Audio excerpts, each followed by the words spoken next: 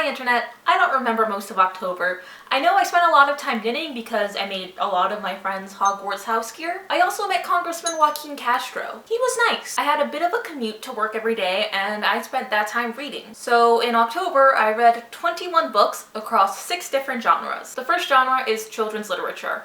I read 4 different books in this genre. Matilda by Roald Dahl. Matilda is a story about a brilliant girl who loves books. She grows up neglected by her family, abused by her school administration, and then develops telekinesis. She uses her superpowers to commit acts of justice. It's been adapted into a movie, a Broadway musical, and it's a fun and delightful story. I'm giving it 4 stars. Palace of Stone by Shannon Hale. This is the sequel to Princess Academy, which was one of my favorite books growing up. This story follows Miri as she leaves her small mountain home to travel to the capital for her best friend's wedding to the prince. Miri attends what is equivalent to a university and gets involved in a group pushing what is essentially a proletariat uprising and a revolution. She's torn between her loyalty to her friend who is about to join the royal family and the impoverished members of the city which she shares experiences with based on her class background. It was delightful and nostalgic. I'm giving it 4 stars. Harry Potter and the Sorcerer's Stone by J.K. Rowling. This is the first book in the Harry Potter series which I absolutely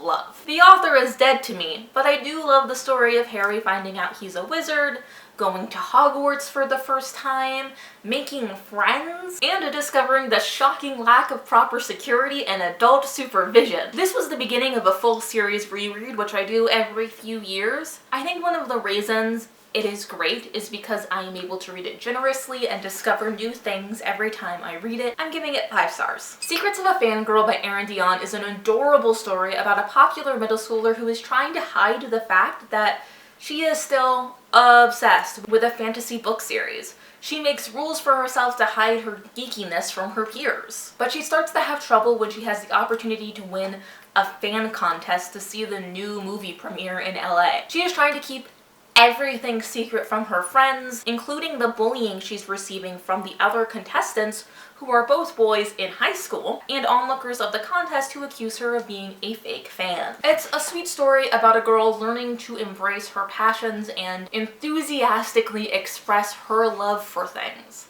I'm giving it 3 stars. Our second genre is young adult fiction. I read 4 young adult fiction books. Ship It by Britta London is another story about fandom. This story has dual narrators. Claire, a queer fangirl obsessed with the show Demon Heart, and Forrest, an actor on Demon Heart who is dreaming of bigger roles. When Forrest ridicules Claire's question at a Q&A panel, when she asks about his character's sexual orientation, it is a PR disaster. The producers invite Claire to join the cast on their publicity tour to help appease their fans and the LGBTQ+ community.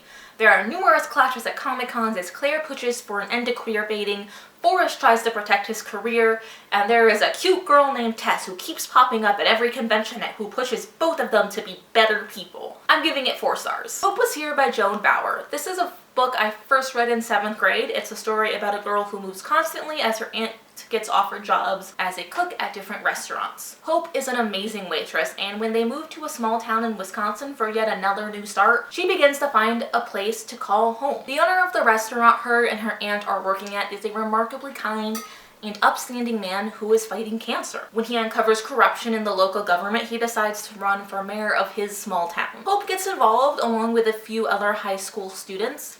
Reading this book for the first time when I was 11, it made me think about how the government is just made of people, and those people can be passionate about their communities and work to serve the people in them. This book implanted within me the idea that government could and should be a force for good. It also made me want to be a waitress when I grew up.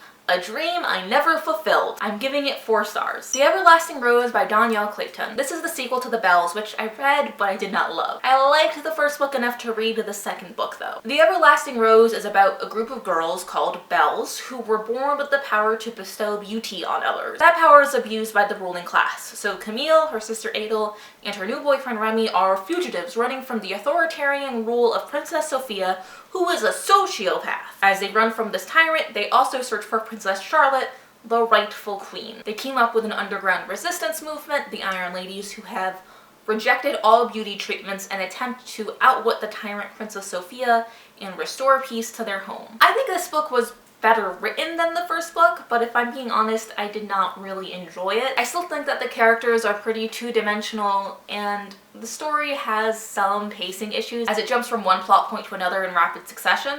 I'm giving it 3 stars. The Poet X is a debut novel from slam poet Elizabeth Acevedo. This is a story of discovery. Xiomara Batista is introduced to slam poetry as she is learning that it is safer to keep her thoughts to herself. Her thoughts about boys, about her mother's strict discipline, and about religion. She tries to get through the hardships of her life and escapes into poetry where she is able to speak her mind, both freely and safely.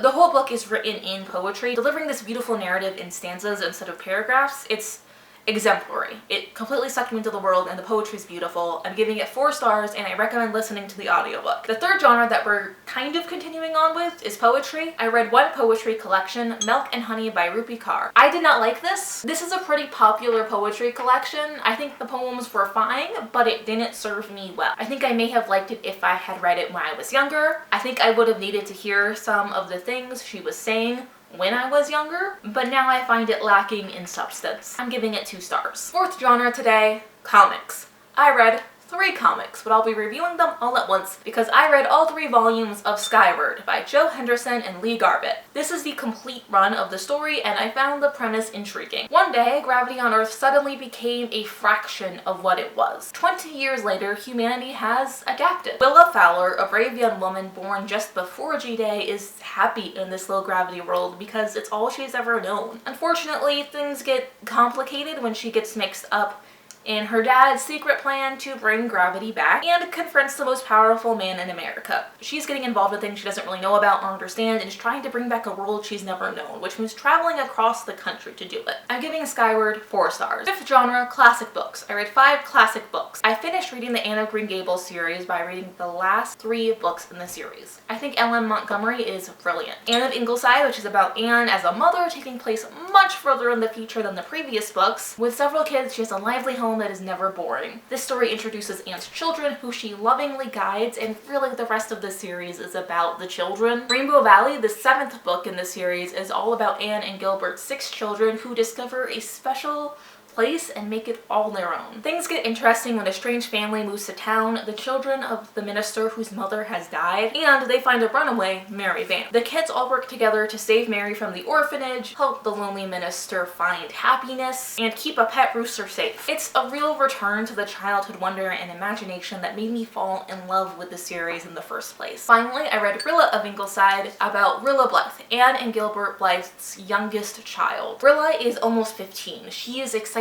about her life and her future, her first dance, her first kiss, but then unbelievable challenges come to Ingleside when the First World War happens. Her brothers enlist, Rilla begrudgingly adopts an orphaned baby, and everyone is swept into a worldwide drama that leaves no one untouched. This is a story of war and what it's like to have loved ones in it. These are all 4-star books. For a very different mood in classic books, The Bell Jar by Sylvia Plath. The Bell Jar is the only novel that Sylvia Plath ever wrote. It's a story about the bright Esther Greenwood who is full of potential. She traveled to New York City to act as a guest editor for a magazine and spends much of her time trying to decide if it is best to marry and live a domestic life, or satisfy her ambitions. Things go downhill from there. There's an attempted rape, a suicide attempt, a psych ward, a successful suicide attempt of someone else. This is really a story about bodily autonomy and someone's life breaking down entirely. It is distressing and depressing. It is all of the suffering of womanhood without release. It is beautiful and honest and devastating. I'm giving it 4 stars. Wuthering Heights by Emily Bronte. I guess this is a story about a man named Heathcliff who fell in love with his best friend Catherine, whose family took him in as a child. This is his whole life story, including all of his misfortunes and the abuse he experienced as a child after Catherine's father died. He grows up and is a manipulative and angry and cruel man who decides to take vengeance on all who have wronged him by manipulating their children, including his own child, and making everyone miserable. It's a book filled with complicated and unlikable characters. It's also maybe a warning about why you shouldn't abuse children and the importance of breaking cycles of abuse. I'm giving it 4 stars. Our 6th and final genre is nonfiction. I read 4 nonfiction books. The Awkward Thoughts of W. Kamau Bell, tales of a 6'4" African-American heterosexual cisgender left-leaning asthmatic, black and proud blurred mama's boy dad and stand-up comedian by W. Kamau Bell. I feel that incredibly long title told you enough about the book and what it is about. I'm giving it 4 stars. We Should All Be Feminists by Chimamanda Ngozi Adichie. This is a collection of essays about what feminism means today. She talks about the blatant discrimination and insidious and institutional behaviors that marginalize women around the world. She draws on her experiences in Nigeria and the United States to explain her ideas of feminism. I decided to read this book because it is often recommended as a good primer on feminism. It's full of wit as she talks about her experiences as a woman and why everyone should fight for gender equality. I think it's a bit too simplistic in a lot of places, but it was okay. I think it is a good book for what it is, and it's worth reading if you want an introduction to the ideas of feminism. I'm giving it 5 stars. First, Sandra Day O'Connor by Evan Thomas. Sandra Day O'Connor was the first woman on the Supreme Court. This is a wonderfully detailed biography. Sandra Day O'Connor lived a remarkable life. Sandra Day O'Connor broke a lot of glass ceilings, and she is an inspiration to me. She's even on my list of 1,000 great women. And Evan Thomas did a remarkable job with this biography. This shows her accomplishments, but also her inner life in a way that was really meaningful and insightful. I'm giving it 4 stars. My Own Words by Ruth Bader Ginsburg. This is the last book we'll be discussing today. Ruth Bader Ginsburg is the second woman to be appointed to the Supreme Court. She is honest, brave, and her career has often been defined by her fight for gender equality. This book let me know some of the details of her personal life, like her marriage and her love of opera. This book was done with the help of biographers Mary Hartnett and Wendy W. Williams. I am glad that Ruth Bader Ginsburg is telling her story her way. I think it is important that she took the time to tell her own story and take agency over how she will be remembered by future generations. I'm giving this book 4 stars. Those are the 21 books I read in October. I had a really great time reading all of these books. Please let me know you watched this video by putting your favorite emoji in the comments. And if you want to see more from me, you can subscribe, watch another video of mine, or support me on Patreon. And hey, I love you!